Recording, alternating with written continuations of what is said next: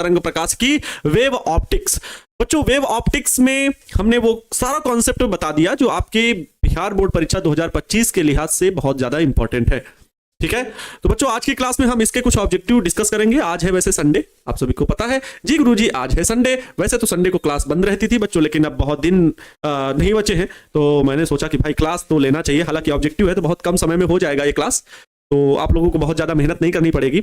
और बच्चों 6:15 से जो टारगेट बोर्ड का मेन चैनल है जहां पर प्रिंस सर 10th वगैरह सारी क्लास चलती है और प्रिंस सर वहां पर पढ़ाएंगे आपको क्या बच्चों, टारगेट बोर्ड चैनल पर 6:15 पर पत्र लेखन अर्थात 5 अंक पक्के करने वाली क्लास है। तो पत्र लेखन जो है उसको अच्छे से प्रिंस सर सिखाएंगे। ठीक है, क्लियर है? प्रिंस सर आज आपकी 6:15 पर क्लास लेंगे। ठीक है, तो बच्चों इस क्लास को आप याद रखिएगा, अर्थात शाम में इस क्लास को आप लोग जरूर करना। ठीक है, बाकी और कोई क्लास अभी अब आपकी सामने नहीं रहेगी। उम्मीद है आप समझ गए होंगे। तो बच्चों 12th को ऐसी क्लासेस करना जरूरी है।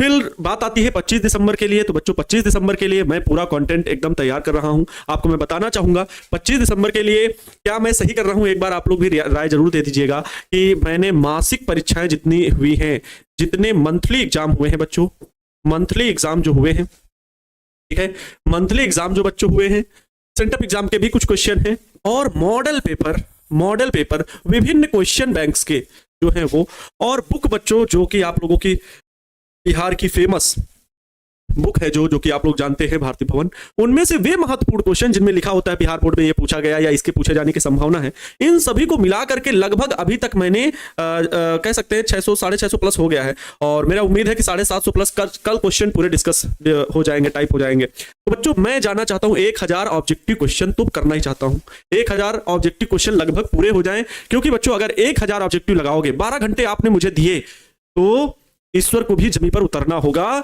35 नंबर के ऑब्जेक्टिव इन्हीं में से लाने के लिए, 35 नंबर इन्हीं में से ऑब्जेक्टिव बनाने के लिए उन्हें उतरना पड़ेगा जमीन पे। ठीक है, 35 नहीं बच्चों 70 में आपको ऐसा लगेगा कि मुझे 50-55 प्रश्न आराम से आते हैं, 10-15 क्वेश्चन नहीं आते हैं, 2-3 में कंफ्यूजन जैसा लगेगा कि ये ऐसा है ना, 4-5 प्रश्नों में लगेगा। तो आपको तो 35 जिनमें ज्यादा कॉन्फिडेंस अच्छा है वही आप लोग टिक करना, वही आप लोग सिलेक्ट करना। ठीक है, और इसके बाद बच्चों सब्जेक्ट, मतलब आप 12 घंटे में मेरे साथ जुड़ करके पूरे 1000 ऑब्जेक्टिव क्वेश्चन तो आप आराम से बना भी लोगे। ठीक है, अच्छा कोशिश करूंगा 750 प्लस हो ही जाए कल। और फिर सब्जेक्टिव, क्योंकि बच्चों 1000 ऑब्जेक्टिव क्वेश्चन का कराने का मतलब है लगभग 7 घंटे। फिर बच्चों मैं आपके साथ 5 घंटे में सब्जेक्टिव क्वेश्चन करूंगा लगभग 50 क्वेश्चन, लगभग 50 से 80 क्वेश्चन के बीच में करूंगा, जिसमें से 10 क्वेश्चन आपके लॉन्ग क्वेश्चन बताने की कोशिश रहेगी और 30 से 40 प्रश्न सब्जेक्टिव क्वेश्चन जो कि आपके शॉर्ट टाइप क्वेश्चन बताऊंगा। ठीक है, तो उम्मीद है आप लोग भारी संख्या में इस चीज का सपोर्ट करोगे। 25 दिसंबर के लिए अब ज्यादा दिन नहीं बचे हैं। आज बच्चों है 22, कल है 23। अगर प्रत्येक दिन, क्योंकि बच्चों अगर मुझे क्लास को नॉर्मल बनाना होता तो हम 12 घंटे की क्लास लेना कोई बड़ी बात नहीं हो गई।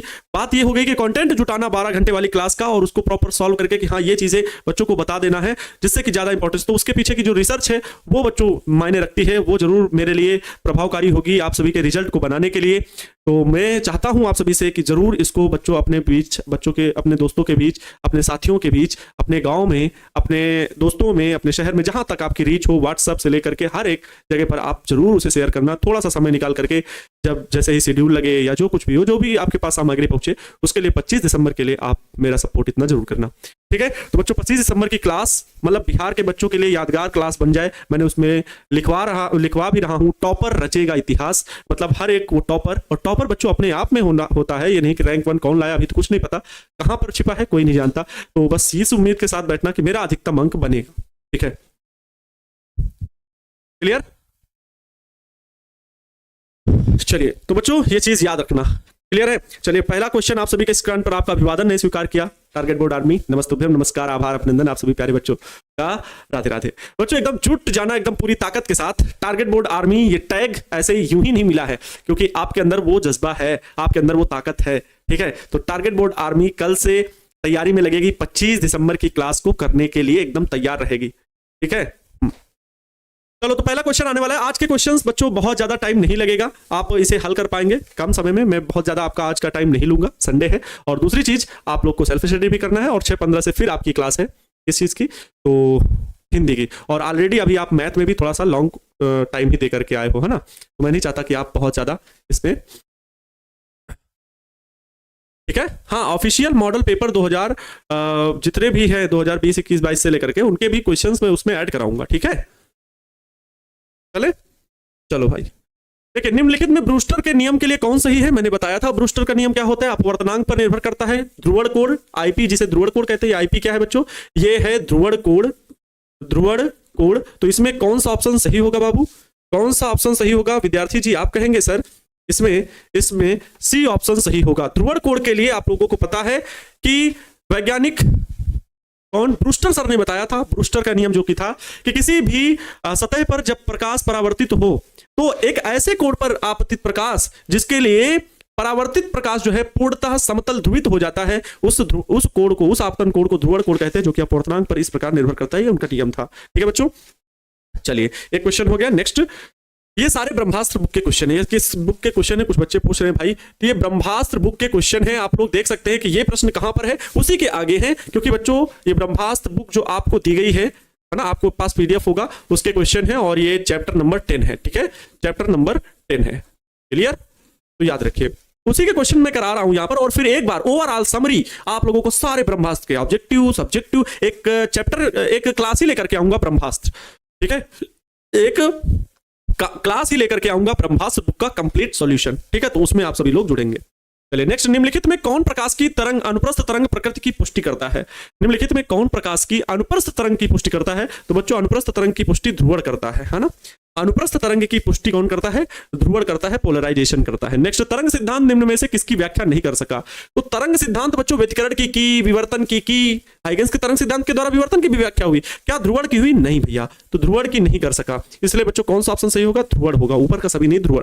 नेक्स्ट, एक अज्ञात स्रोत के कारण जो अनंत पर रखा है तब तरंगाग्र होगा। बच्चों, अगर इंफिनिटी में अगर बहुत दूर एक प्रकाश स्रोत रखा है, बहुत दूर रखा हुआ है, बहुत दूर रखा हुआ है बच्चों, ठीक है, बहुत दूर, तो उससे जो प्रकाश आएगा बच्चों वो समतल ही होगा। वो क्या होगा?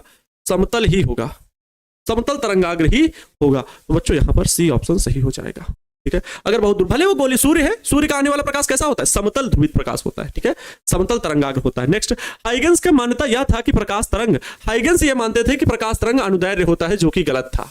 हाइगेंस क्या मानते थे? कि प्रकाश तरंग अनुदैर्घ्य होता है, तो ये तो गलत है। सही है। नेक्स्ट, व्यतिकरण फ्रिंज की चौड़ाई कितनी होती है? व्यतिकरण फ्रिंज की चौड़ाई सभी को पता है, बीटा बराबर डी लैम्डा अपान में स्मॉल टी होती है, डी लैम्डा अपान में स्मॉल टी। अगर बच्चों संपोषी व्यतिकरण की यहां पर बात करता तो एन डी लैम्डा अपान में स्मॉल टी। अगर बच्चों विनाशी व्यतिकरण की बात करता तो 2n-1 लैम्डा बाई 2d होता, ठीक है। वो चीज आप लोग याद रखिएगा, डी लैम्डा अपान में स्मॉल टी, डी लैम्डा अपान में स्मॉल टी। बच्चों ये पहला ए ऑप्शन सही होगा, 6वें का ए ऑप्शन सही होगा। सर हम सोच रहे थे कि आपके आंखों के नीचे कालापन क्यों हो रहा है, तब आज मैंने एक वीडियो देखा, आया पता चला कि आनंद सर टारगेट बोर्ड के लिए बहुत मेहनत कर रहे हैं, टॉपर बनाने के लिए देर रात में बहुत देर तक मेहनत कर रहे हैं। जो आनंद सर अपने लिए मेहनत कर रहे हैं, पहली बात, साफ सुथरी बात है, ऐसा कोई स्पष्ट बोलता नहीं, क्योंकि हर कोई सामने फेस कुछ और रखता है ना, चेहरे पे स्माइल किस लिए है, लेकिन मेरा स्वार्थ जुड़ा हुआ है, अधिक से अधिक बच्चों को पढ़ाना, ये मेरा स्वार्थ है, मेरा लालच है। देखो भाई, ठीक है, अपनी खूब सारी ख्याति बनाना ये मेरा लालच है, एक खूब सारे बच्चों को पढ़ाना ये मेरा लालच है। तो ऑलरेडी है कि लालच है, तो ऐसे तो बनेगा नहीं कोई। अगर मैं जब आपको अच्छा कंटेंट दे पाऊंगा तब आप मुझे पसंद करेंगे, ऐसा तो ये नहीं कि खड़े हो जाए, ऐसा तो फिर किसी उसको खड़ा कर दीजिए, हीरो और एक्टर को, वो देख रहे हैं लोग, है ना। पढ़ाने के मामले में तो भाई आदमी तभी अच्छा आपको लाइक करेगा जब आप अच्छा पढ़ाएंगे। तो भाई उसके लिए कंटेंट के लिए मेहनत होती है, बस सीधी सिंपल बात है। हाँ, तो बिल्कुल मेहनत चल रही है, क्योंकि बच्चों क्वेश्चन सेलेक्ट करना थोड़ा सा, मैंने बहुत सारे बच्चों से देख भी रहे होंगे, कुछ बच्चे कि जिनको मैंने बोला कि भाई आप कहीं से भी जो कंटेंट ऑब्जेक्टिव आपको लग रहा हो आप जुटाइए उसको, ठीक है, और हम उसे कराने का प्रयास करेंगे। नेक्स्ट, यदि वायु के संपर्क में स्थित माध्यम का अपवर्तनांक n है तो ब्रूस्टर कोड का मान। अब देखो, अभी आप लोगों ने देखा कि म्यू बराबर tan IP लिखे, है ना, तो ब्रूस्टर कोड अगर IP बराबर बच्चों क्या होगा, ये म्यू अपवर्तनांक है, tan इधर आएगा तो tan इनवर्स n बन जाएगा। n मतलब या म्यू बोलो, म्यू है ना, tan इनवर्स म्यू। अब यहाँ पर अपवर्तनांक को n से लिखा गया तो कोई बात नहीं, n से लिखा हो म्यू से लिखा हो, बात वही है, ठीक है। सर आपका आनंद नेम है क्या? क्या बताएं, यही नाम है शायद। सर पेपर हार्ड लग रहा है बच्चों, कुछ नहीं लगेगा, इतना आसान है। मैं कहता हूं, हम लोग तो फिर भी आप लोगों को ये कहते हैं डरा देते हैं, इसलिए कि पढ़ो, कम से कम ज्ञान के लिए पढ़ो। लेकिन बच्चों पेपर आसान है यार, 70 में 35 बनाना है बाबू, 70 में 35 का सब्जेक्टिव बनाना है, इतना क्यों डर रहे हो, क्यों डर रहे हो बताओ। 70 में 35 का सब्जेक्टिव बनाना है, मेहनत फिर इतनी भी नहीं कर पा रहे हो कि पढ़ नहीं पा रहे हो, अभी अंतिम दिनों में भी ध्यान नहीं दे पा रहे हो, तो गलत बात है। मैं कहता हूं आप इनके कॉन्सेप्ट नहीं जानते हो, इनको थोड़ा सा कम समझ पाते हो क्योंकि शुरू में एकदम पढ़ा ही नहीं, क्रैश कोर्स से जुड़े हो। इतना तो याद हो रहा है, दिमाग में छप तो रहा है कि tan इनवर्स n जैसा कुछ सर बताए थे। अब वहां 70 में आए तो आप उन्हीं को तो सही करोगे कि नहीं ये तो एकदम से याद है, ये वाला सर कहे थे सही है, वही ठीक कर दिए। हम कहते हैं रटने वाले निकल जाएंगे, पास हो जाएंगे, याद करने वालों की तो बात छोड़ दो। रटने वाले लोग इतने अच्छे अंक ले आएंगे अगर डेली टाइम दे रहे हो तो, डेली मतलब ये चीजें याद हो गई तो बिल्कुल वहां पर प्रश्न फंसेंगे। विद्युत चुंबकीय तरंग का ध्रुवण किया जा सकता है, तो विद्युत चुंबकीय तरंग का ध्रुवण बच्चों पोलराइड द्वारा किया जा सकता है। नेक्स्ट, विनाशी व्यतिकरण के लिए पथांतर होता है। बच्चों यहां पर देखो, विनाशी व्यतिकरण के लिए मैंने शायद ये बताया था 2n-1 और λ/2 है ना, जबकि n बराबर क्या हो जाएगा, n बराबर 1 से शुरू था, 1 2 3। लेकिन बच्चों यहां तो ऐसा कुछ नहीं है विनाशी व्यतिकरण के लिए, है ना। सर टाइम क्या रहेगा, टाइम बच्चों जो ब्रह्मास्त्र 25 दिसंबर की जो क्लास होगी उसका टाइम रहेगा शाम के 6 बजे बच्चों, ठीक है 6 बजे, और सुबह के 6 AM तक बच्चों क्लास चलेगी। ऐसा क्यों सर, क्योंकि बच्चों रात में आप लोग सभी लोग घर पे होते हो, दिन में कोई ना कोई काम आ जाता है, आपकी होती है क्लास खराब, तो मैं नहीं चाहता कि आपकी क्लास खराब हो। 25 दिसंबर को बड़ा दिन नहीं, बड़ा हम लोग क्या बनाएंगे, क्लास मनाएंगे, ठीक है। उड़ते उड़ते खबर आई है शेर खान हमसे ज्यादा मेहनत कर रहे हैं, भाई गजब है। देखो तो यहां पर बच्चों कौन सा सही हो सकता है, ध्यान देना। मैंने यहां कहा था कि ये 1 2 3 एंड सो ऑन इनफिनाइट तक, और ये वैल्यू क्या विनाशी व्यतिकरण के लिए है ना, विनाशी व्यतिकरण के लिए पथांतर था बच्चों Δx, डिस्ट्रक्टिव इंटरफेरेंस के लिए। अगर इनमें देखेंगे तो वो कौन सा संबंध बन सकता है, लेकिन n का मान फिर चेंज हो जाएगा। अगर Δx बराबर बच्चों यहां पर ध्यान से देखो λ/2 यही दिख रहा है, तो चलिए इसी को देख कर रख करके देखते हैं। 2n+1 लेकिन लिखा हुआ है और ये λ/2 लिखा हुआ है। यहां पर n बराबर अगर हम क्या रखें बताइए, 1 रखेंगे तो 2 1 3, 1 रखेंगे तो 2 1 2, 2 1 3, 3 λ/2 सही है। यहां भी वही होता है n बराबर, लेकिन 1 में न रख करके 2 वाला रखो, 2 वाला रखो तो 2 दूनी 4, 4 में गया 3, तो 3 λ/2 मिल जाएगा। जब n बराबर कितना है 2 है, तो n बराबर जरा 1 रख के देखो, तो 1 रखेंगे तो 2 1 2, 2 में गया 1, तो 1 ही गुणा में आएगा, लैम्डा गुणा में 1, तो मतलब λ/2 ही रहेगा। कब, जब n बराबर 1 है। यहां λ/2 कैसे आएगा, अगर हम n बराबर 1 रखेंगे तो 2 1 2, 2 1 3, 3 λ/2 बन रहा है। अर्थात n का मान अगर 0 रख के देखें, 0, ये तो टर्म 0 हो गया, 1 का गुणा λ/2 हो जाएगा λ/2। अर्थात बच्चों यहां पर बस n की वैल्यू चेंज हो जाएगी। अब ऐसी स्थिति में n बराबर 0, 1, 2, 3 एंड सो ऑन इन्फिनिटी। अर्थात बच्चों 2n+1 अपान में λ/2 ये विनाशी व्यतिकरण के लिए सही ऑप्शन है, ठीक है, सी ऑप्शन। नेक्स्ट, प्रकाश तरंगों की प्रकृति होती है, तो बच्चों प्रकाश तरंगों की जो प्रकृति होती है वो अनुप्रस्थ होती है, सभी को पता रहना चाहिए। प्रकाश तरंगों की जो प्रकृति होती है वो अनुप्रस्थ होती है, ठीक है। नेक्स्ट क्वेश्चन, हाइगेंस के द्वितीयक तरंग के सिद्धांत का व्यवहार होता है। आप ब्रह्मास्त्र बुक में देख लेना बच्चों, वहीं पर सीरियल से क्वेश्चन है, और जितने तरंग प्रकाशिकी के हैं जहां से शुरू होगा वहां शायद 350 400 के आसपास क्वेश्चन हो, जो भी यहां से शुरू होंगे और जहां तक चलेंगे वो सारे 10 चैप्टर तक जितने हैं मैं उतने ही कराऊंगा आज, मुझे उसके आगे नहीं कराने हैं, ठीक है। क्योंकि क्रैश कोर्स में क्रैश कोर्स की बुक के अकॉर्डिंग क्लास कराई जाती है, जैसे फुल कोर्स में अलग क्वेश्चन बुक के भी होते हैं, वहां पर मैं भारती भवन की बुक के क्वेश्चन आप लोगों को करा के भेजता था, है ना। तो इसमें क्रैश कोर्स की बुक आपको प्रोवाइड कराई गई है PDF में, तो उसके क्वेश्चन जिससे जो बच्चे पढ़ रहे हैं उनको ये ना लगे कि सर इसका क्वेश्चन अभी हमसे समझ में नहीं आ रहा है ना, इसलिए। चलो सर नींद बहुत आता है, या तो सो लो या तो जिंदगी को सोना बना लो, या तो अभी सोने में गुजार दो या जिंदगी को सोना बना लो, ठीक है। अच्छा, हाइगेंस के द्वितीयक तरंग के सिद्धांत का व्यवहार होता है, तो हाइगेंस के तरंगाग्र के नए ज्यामितीय स्थान प्राप्त करने में, बिल्कुल सही है, तरंगाग्र के नए ज्यामितीय स्थान प्राप्त करने में हाइगेंस का द्वितीयक तरंग का सिद्धांत यही कहता है कि जो तरंगाग्र बनता है नया ज्यामितीय बार बार स्वरूप अपना बनाता जाता है। 11 का गलत है, कौन सा 11 सही तो है, ए 11 का ए ऑप्शन सही है ना, 11 का ए ऑप्शन ठीक है। नेक्स्ट, यदि प्रकाश तरंग दैर्घ्य लैम्डा के 2 कला संबंध स्रोतों के बीच की दूरी d तथा पर्दा एवं स्रोत तल के बीच की दूरी D हो, तो व्यतिकरण फ्रिंज की कोणीय चौड़ाई, बच्चों कोणीय चौड़ाई पूछ रहा है, तो कोणीय चौड़ाई थीटा बराबर होता है लैम्डा अपान में d, सभी को यह चीज पता है, लैम्डा अपान में d। कौन सा ऑप्शन सही होगा, तो सी ऑप्शन सही होगा, सी ऑप्शन सही होगा, ठीक है, 12वें का सी, ठीक है। चलो नेक्स्ट क्वेश्चन, तरंग का कलांतर फाई का डेल्टा एक्स से संबंध क्या है। आप सभी को पता होगा कि जब मैंने कलांतर डेल्टा फाई बताया था तो 2 पाई अपान में लैम्डा इंटू डेल्टा एक्स, ये चीज याद कराई थी।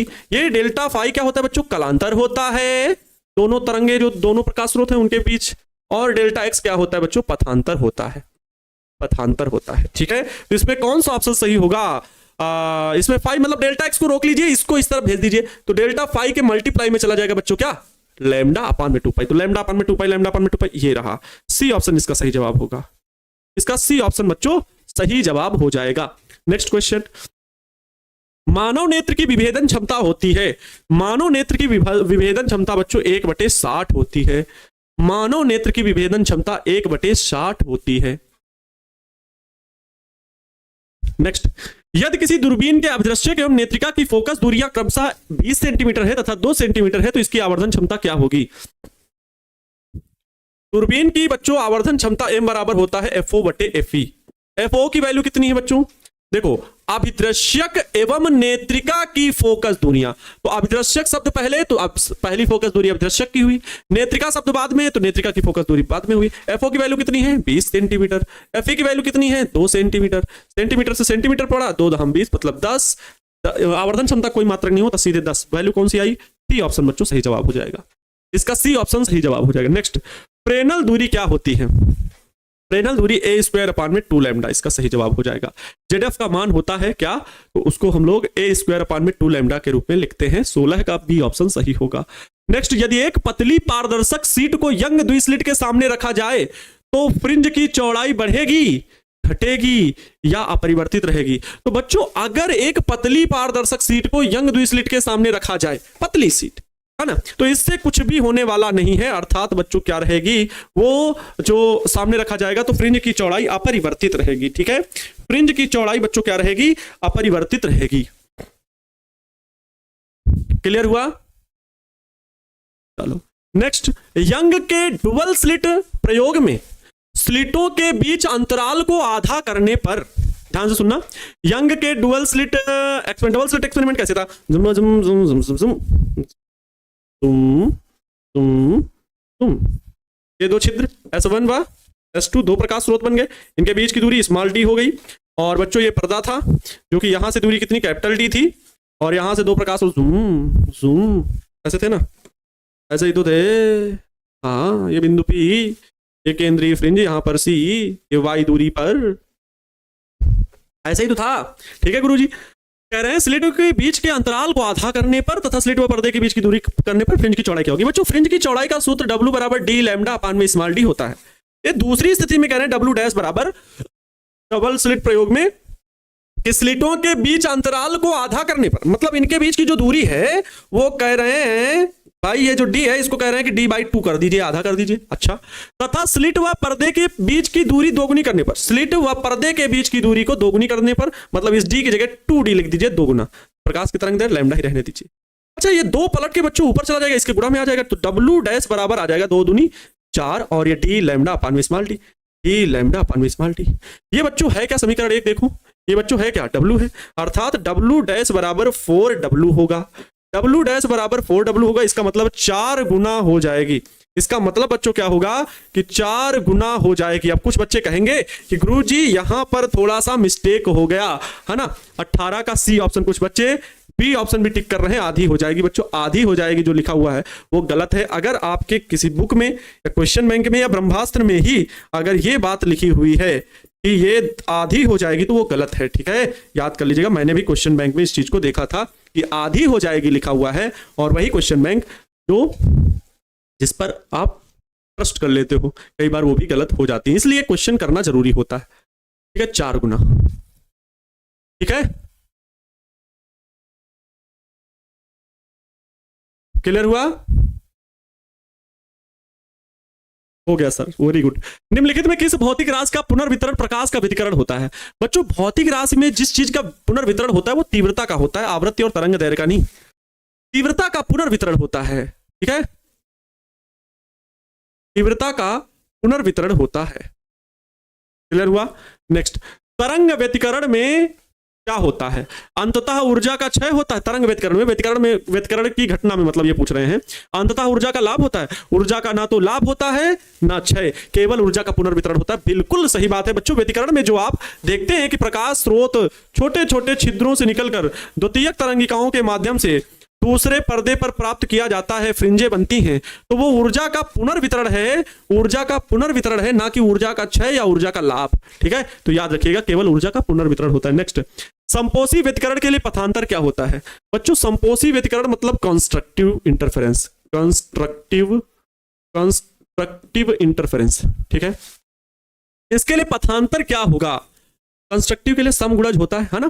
लैम्डा बाई 2 का अगर बच्चों हम गुणा 2 से 4 से 6 से 8 से एंड सो ऑन इन्फिनिटी से करेंगे तो तब ये 2 दूनी 4, 2 दूनी 4, 2 तिया 6, 2 चौके 8, 1 2 3 लैम्डा का मान आता जाएगा। तो बच्चों इस प्रकार से हम कह सकते हैं समगुणज होगा लैम्डा बाई 2 का बच्चों क्या समगुणज। ये क्या होंगी संख्याएं? सम संख्याएं होंगी। ठीक हो, ठीक है, समगुणज होगा। नेक्स्ट, विनाशी व्यतिकरण के लिए पथांतर क्या होगा? विनाशी व्यतिकरण के लिए बच्चों पथांतर लैम्डा बाई 2 है और इसके लिए हम क्या है से गुणा करेंगे? इसको गुणा करेंगे 1, 3, 5, 7 एंड सो ऑन इन्फिनिटी। तो बच्चों एक ऐसी संख्या है विषम, क्योंकि तभी हम लोगों को विनाशी व्यतिकरण प्राप्त होगा lambda by 2, 3 lambda by 2, 5 lambda by 2, 7 lambda by 2। ऐसी स्थिति में अगर पथांतर होगा तो वहां पर विनाशी व्यतिकरण होगा, जिसे हम डिस्ट्रक्टिव इंटरफेरेंस बोलते हैं, डिस्ट्रक्टिव इंटरफेरेंस बोलते हैं। तो लैम्डा बाई 2 का विषम गुणज हो जाएगा, लैम्डा बाई 2 का विषम गुणज हो जाएगा। ठीक है भैया। नेक्स्ट, निम्न में कौन ध्रुवण का कारण नहीं है? निम्न में कौन ध्रुवण का कारण नहीं है? तो ध्रुवण का कारण भैया परावर्तन, द्विअपवर्तन, प्रकीर्णन, विवर्तन। क्या होगा? क्या ये डी ऑप्शन सही हो जाएगा? क्या ये डी ऑप्शन सही हो जाएगा? विवर्तन, क्योंकि विवर्तन घटना ध्रुवण का कारण नहीं है। ध्रुवण में परावर्तन होता है भैया, ब्रूस्टर का नियम तो परावर्तन से बना है, द्विअपवर्तन से भी होता है, अपवर्तन की घटना में भी समतल ध्रुवित प्रकाश हो जाता है, प्रकीर्णन में भी ध्रुवित प्रकाश बन जाता है। तो विवर्तन का इससे कोई लेना देना नहीं है ध्रुवण से। नेक्स्ट, संपोषी व्यतिकरण के लिए कलांतर होगा तो पाई का समगुणांक होगा भैया, कलांतर पाई का समगुणांक 2n फाई, याद हो 2n फाई, 2n 2 फाई है ना।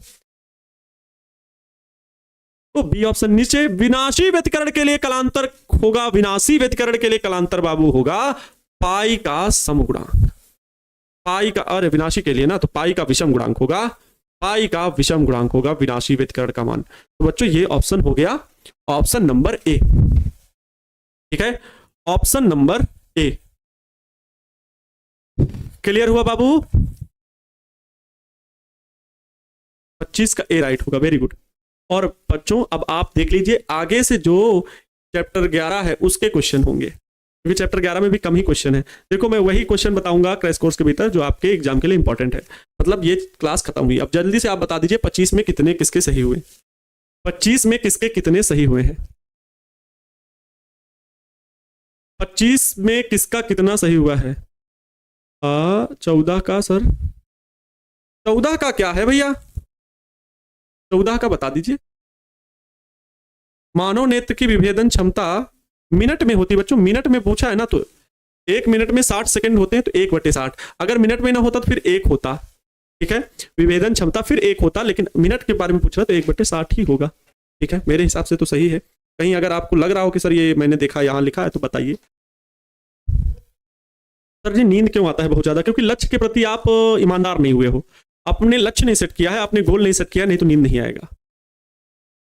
ठीक है, नहीं तो नींद नहीं आएगा।